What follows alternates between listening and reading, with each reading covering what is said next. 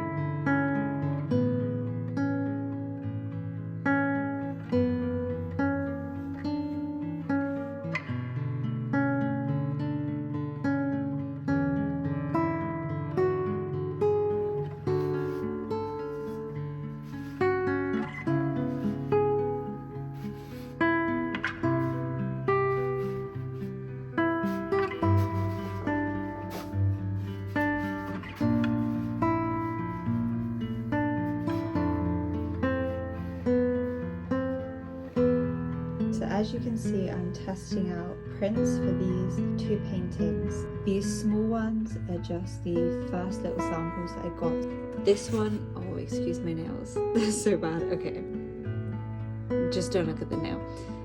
This one is too dark, but this one is too light. I think I just went for the darker one in the size that I actually wanted, which is 9 by 12.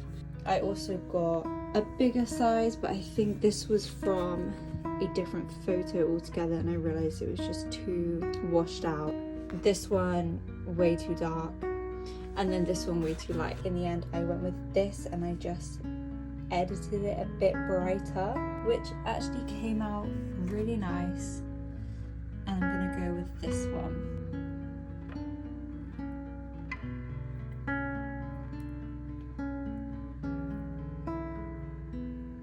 I've just taken some photos of them, and I'm gonna upload them to my website, and then I'll just make a few posts for my Instagram just to let people know that I have prints available. If you are interested in either of those prints, they're now available on my website, izzyweberart.com. And I'm getting impatient, and I want to varnish the piece that you saw me working on at the start of this video. Just check if it's dry. So I just wait until the painting is fully touch dry, which this is not, before I varnish it. And I use Gambar satin.